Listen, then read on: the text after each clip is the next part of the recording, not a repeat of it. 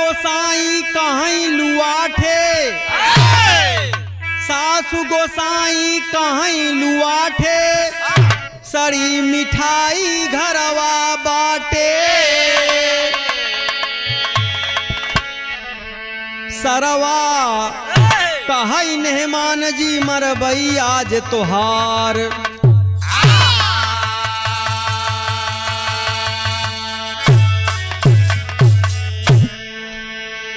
हे भैया बहुत पहले का बात यह बियाह होई के रहन, लड़का छोटवार रहन और गौना आऊ पाकी रहन। जब लड़का भैया सयान हो गवा तो घरे वाले कहन तू एक काम करा, चला जा अपने ससुरारी। सास को बड़ी इच्छा होता कि पहले दामाद को देखी, हमार दामाद सयान है कि बे लड़के यहाँ, तब बिट्टी को विदाई करी ही हो। बाबूजी दामाद बात मान लेन, कहन ठीक है। जब भाई घरे वाले कहा था तो हम पक्का जाब। क्या कहना है भैया? कहना है, तर्ज है।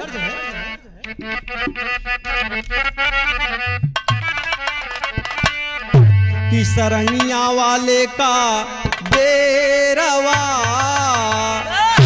अरे सरनिया वाले का डेरवा, अरे बता दे लहुर की नाना दी हो। सरनिया वाले का डेरावा, बता दे लहुर की नाना दी हो। सरनिया वाले का डेरावा, बता दे लहुर की नाना दी।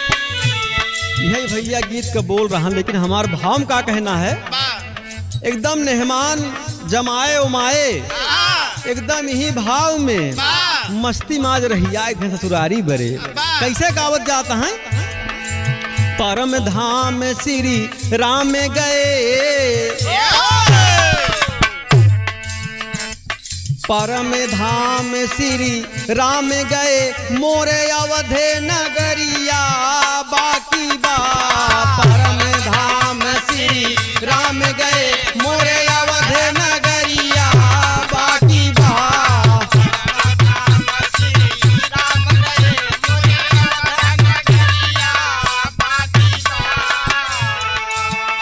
क्या कहना है?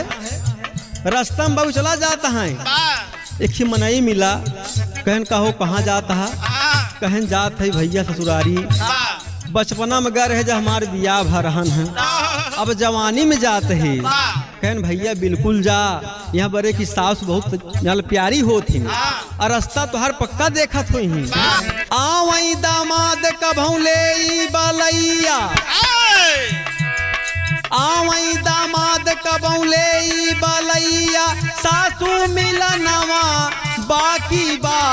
मायावती शादी नहीं किहली, योगी भवरिया बाकी बा। मायावती शादी नहीं किहली, योगी भवरिया बाकी बा।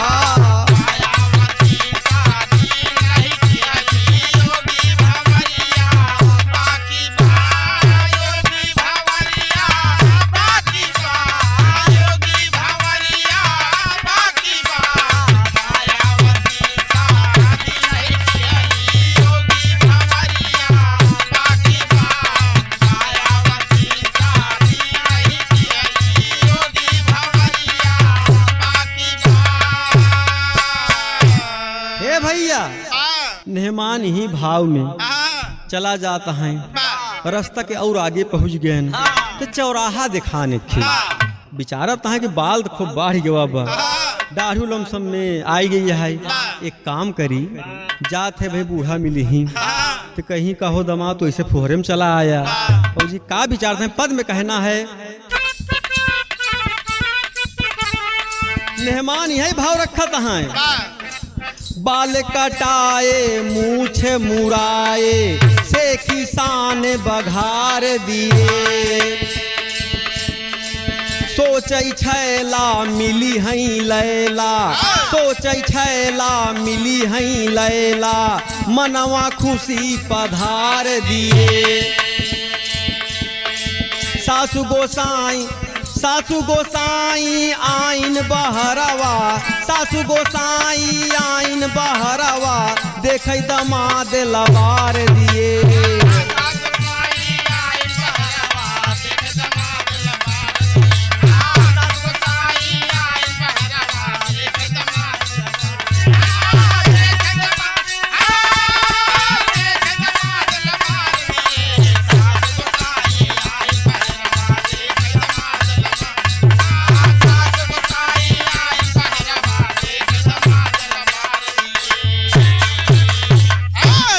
ए भैया सासु गोसाई बहरे आइन, देखिन दमादे का एकदम खुशी हो गई। कहीं मेहमान वही बचपना में आई रहे, अब जवानी में आई यहाँ। कहें जाना मेहमान, कहें का कहें जाना मेहमान जान ला तो होका अपने हम लोठवा से बढ़ के मानी थी। अब मेहमान सोचे ससुरारी के प्रथम वेलकम यही है, बतावा इतना दिन बाद आई यही। अब मेहमान का मालूम सब घरे का नाम है का टेरी के भाव है यही खाटी प्रयागराज बाबा वाली। आहा अरे मानी मानी लुआ ठावा से बढ़ के मानी, मानी मानी लुआ ठावा से बढ़ के मानी।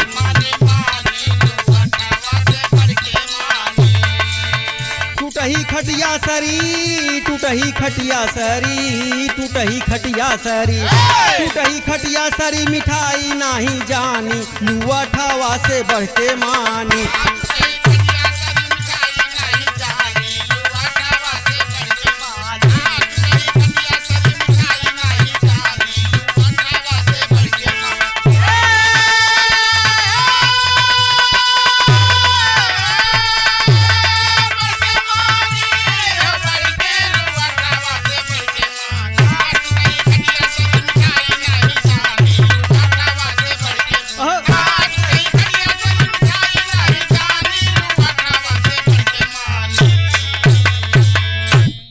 ए भैया कहन ए मेहमान तो होका जान ला हमारे घरे में भले सब हैं, टूटही खटिया हुआ है, सारी मिठाइया हुआ है, अलुआठो चंदा है, लेकिन जान ला सबसे बढ़ के हम तो होका मानी थी। मेहमान कहे अजीब आफत में पड़ गए हम। भैया बताओ ससुरारी की है मजा होता है बाबूजी। मेहमान एकदम शंका में हो गए, तो का मेहमान सोचता है ससुरारी में पहली इज्जत मिली अब मेहमानी का, ससुरारी में पहली इज्जत मिली अब मेहमानी का। बूढ़ा हमारे ऐसन बाटिन बिटिया कैसे जानी। मेहमान बेचारा कहाँ बताओ जब बुढ़िया ऐसन बा एकर बिटिया कैसे हुई भगवान ही जाने भैया। और बोझ का कहता है टूटही खटिया सड़ी मिठाई लुआठ चंद सब नाम रहे, चिंता में पड़ी गवा परिंदा जैसे झंडू बाम। एकदम बाबूजी चिंता में बतावा ई प्रथम वेलकम हमार बा। हाँ टूटही खटिया सड़ी मिठाई लुआठ तो का बढ़ के मानी थी। अरे बाप रे सास कन भैया यहाँ आवा। मेहमान एक काम करा पहले बैठा, थका माना दूर से चला आई है। मेहमान कहें ठीक है कहाँ बैठी को दिखाते ही नहीं बा। कहने भैया लड़का के बुलाई लहन, कहने ए बचवा टूटही खटिया लाओ। मेहमान कहें का कहे कह टूटही खटिया लाओ। अब मेहमान कहें बड़ी इज्जत बा यारी, टूटही खटिया बैठेंगी। खाटी प्रयागराज में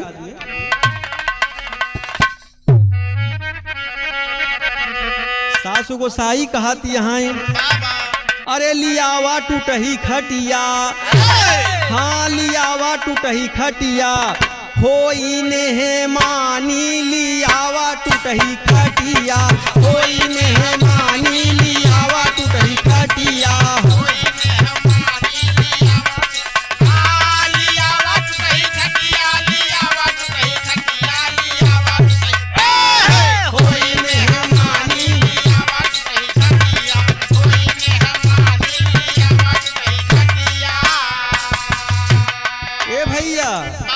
जब मेहमान एकर बात सुनन कहन ए बूढ़ा तो सी हाथ जोड़ी हम ना बैठब। कहन काहे बरे हो जी का कहती मेहमान पेटावा पीराला हमरा होला बोखारावा।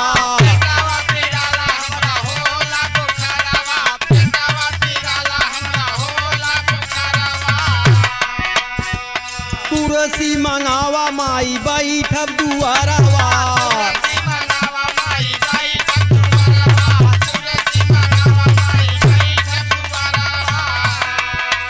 अरे खटिया पे बैठब हंसी गाँव जानी लियावा टूटही खटिया होई मेहमानी लियावा टूटही खटिया।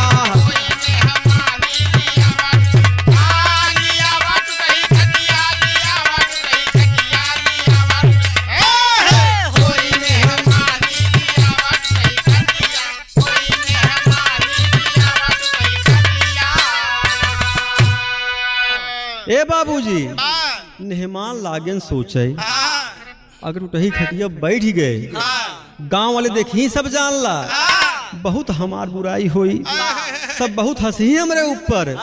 कहने काम करा बूढ़ा तू खटिया जिन मंगावा हमार तबीयत खराब बा पेट पिरात बा बुखारा हुआ है काम करा कुर्सी लिया हो पे बैठ जाबे हम। कहना अच्छा ठीक है भैया कुर्सी देते तो का बैठे बड़े। बूढ़ा कुर्सी मंगाई दीन मेहमान आई के आराम से बैठ गए। तो कहन भैया बनका बड़े पानी के व्यवस्था करा। तो कहन ठीक है का कहा थी बूढ़ा हुआ आए मेहमान हमारे पानी पियावा।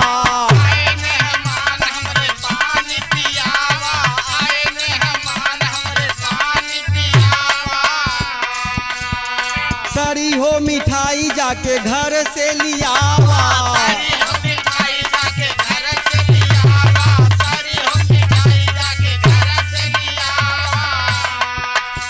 ए भैया जब मेहमान सुनत है सरी हुई मिठाई लियावा तो मेहमान कहे बड़ी अजीब हुआ मिली भाई तू कहीं खटिया बैठावत रही ओका मना कर कुर्सी मंगाई दे। बतावा पानी बढ़िया हिया मनई रसगुल्ला मंगावत बर्फी मंगावत सरी मिठाई मंगावत है का बुझे। आए मेहमान हमारे पानिया पियावा।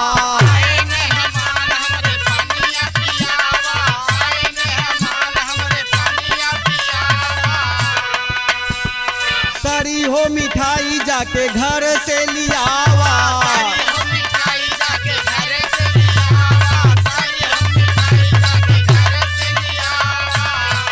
मेहमान का कहा थी ए भैया अरे बोला दामाद कहे पियब नहीं पानी लियावा टूटही खटिया होई मेहमानी लियावा टूटही खटिया।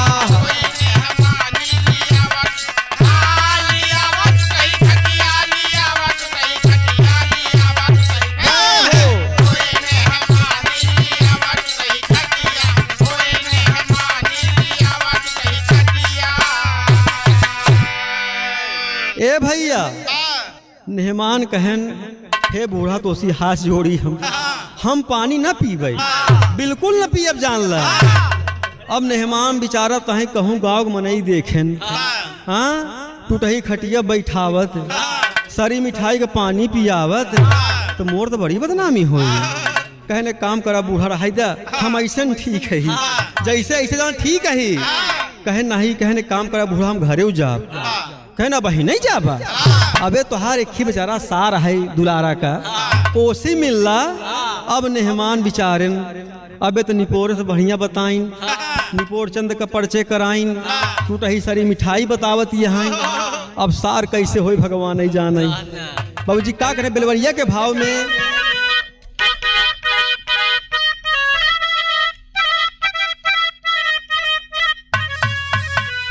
ए भैया बूढ़ा का कहती है मेहमान कोई बतिया हमार सुना। अरे बोली है सास सुना समधिन के बेटावा। बोली है सास सुना समधिन के बेटावा। बोली है सास सुना समधिन के बेटावा।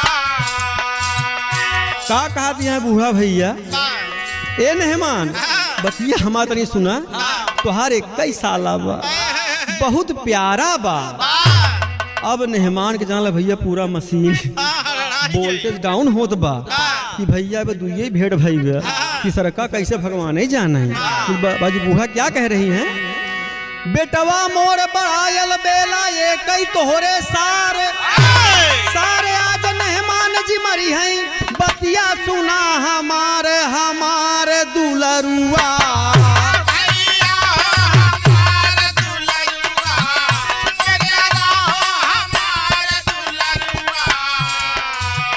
बीराना बहिनी के मटरुआ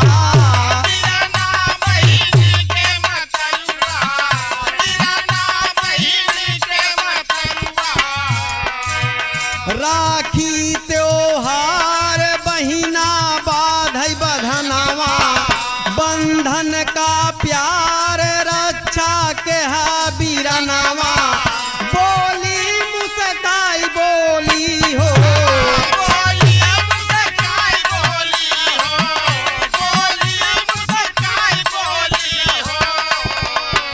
बोली मुस्काई सुना समधिन के बेटावा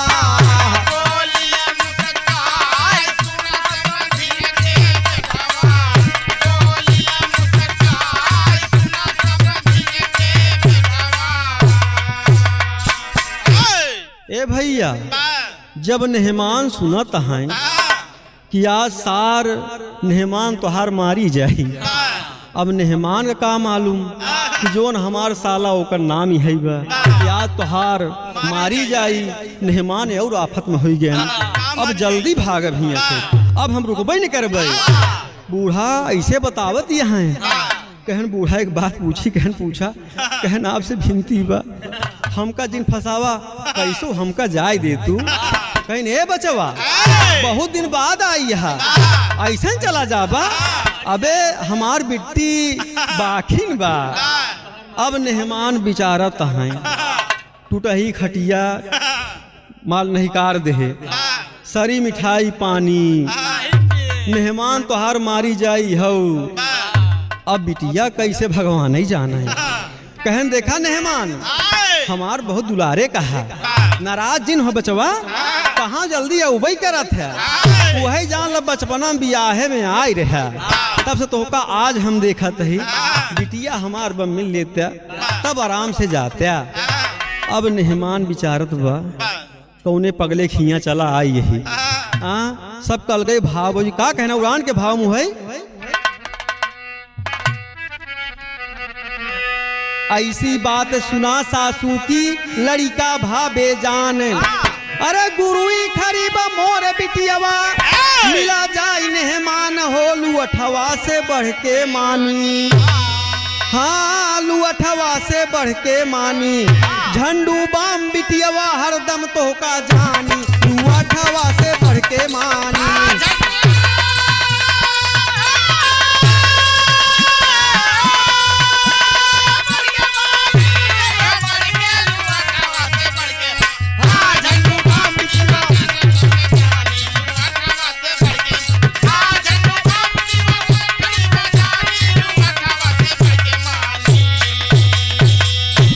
ए भैया यहाँ तो ठीक रहन जब बूढ़ा कहीं ने नेहमान झंडू बाम बिटियावा तो का हरदम जानी लुअठवा से बढ़ के मानी नेहमान कहें जोन को शोभा रही अब खराब कही डाऊ जब तोहार बिटिया झंडू बाम आई बे तू हमका का मानी कहन बूढ़ा तो हम बिल्कुल रुकब अब हमका बिल्कुल जाए दे यहाँ से। बाबूजी एकदम नेहमान शंका में हो गए कि बतावा कहाँ पागल घराना में हमारे बिया भाबा और जी नेहमान बाबूजी का सोच रहे कहना हुआ है अरे हाल का हमारा के होई मोर बुढ़िया किन बवाल हाल का हमारा के होई मोर बुढ़िया किन बवाल हाल का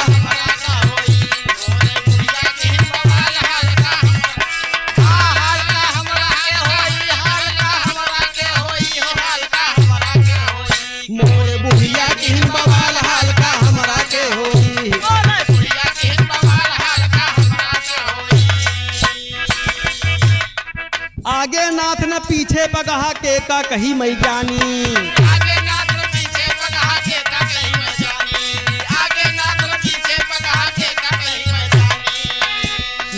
नेहमान यही विचारत हैं जे जैसन बाल गए भाव सब नाम ओम बा का कहत हैं आगे नाथ न पीछे पगहा के का कही मई ज्ञानी आगे नाथ न पीछे पगहा के का कही मई जानी आगे नाथ न पीछे पगहा के का कही मई जानी हमरा कैसे होई गुजारा लबरी बाटई बानी हाल का हमरा के होई हमसी पसीना रोटी दाल हाल का हमरा के होई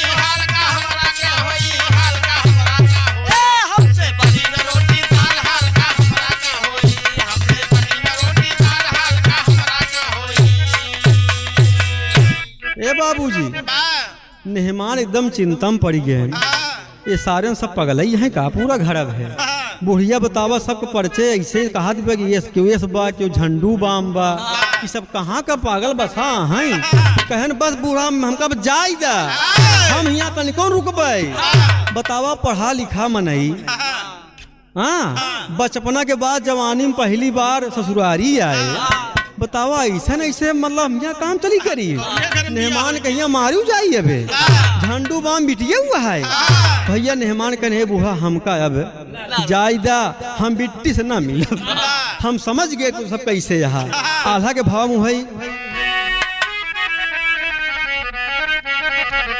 आलम कहना है भैया आज मेहमान का पूरा खुशी धूमिल हो गई कि देखा कि जैसे समाज व शिक्षित लोग ना हैं हियाँ हमार बियाह के जान भैया फंस गए हियाँ का कहना हला के भाव में मेहमान चिंता का करता है अरे मनवा मलिन भावा लौटा है गदलवाए भैया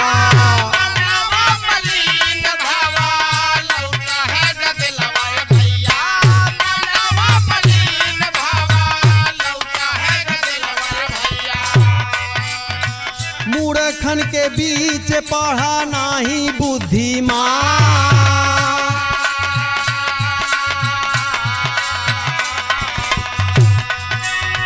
बचपन में शादी भैली रहा बालापन हमारे भैया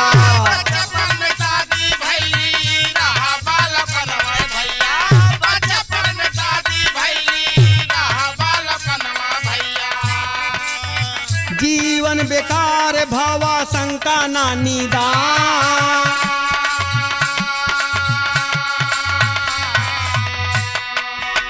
अनपढ़ गंवार घरे के हाजिन बियाह हुए भैया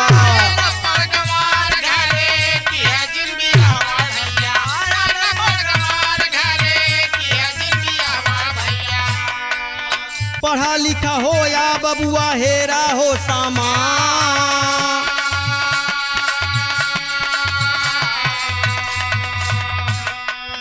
नहीं अपमान होई है ऐसे जगतिया भैया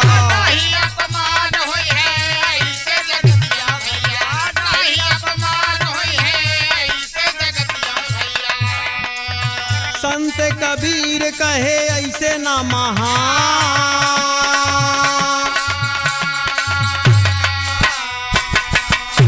हे भैया आज मेहमान यह शिक्षा देहन अगर आप पढ़ा लिखा इंसान है तो एक ध्यान दे जहाँ पढ़ा लिखा समाज होई वही बियाह करे नहीं बताओ ऐसे बताओ पगले खिया हमार बियाह भव हम बहुत खुशी में आए रहे ससुरारी चलते बढ़िया स्वागत होई वेलकम होई मेहमानी होई बूढ़ा सब नाश कही टाइम तो भैया शिक्षा हाँ दुल्हन कैसे झंडू बाम कह बताओ जो कर बिटिया झंडू बाम वो हमार जीवन का सही करी भैया तो भैया मेहमान ये शिक्षा देता है तो भैया आप सब ध्यान दे एक हास रस का बिरहा है आपको अच्छा लगेगा आशा नहीं पूर्ण विश्वास है क्या कहना हुआ है कि जलता हुआ चिराग को देखो रोशन करो जहान जलता हुआ चिराग को देखो रोशन करे जहान बिरहा लई के साथ में गईले हैदर अली विमान होलू अठवा से बढ़ के मानी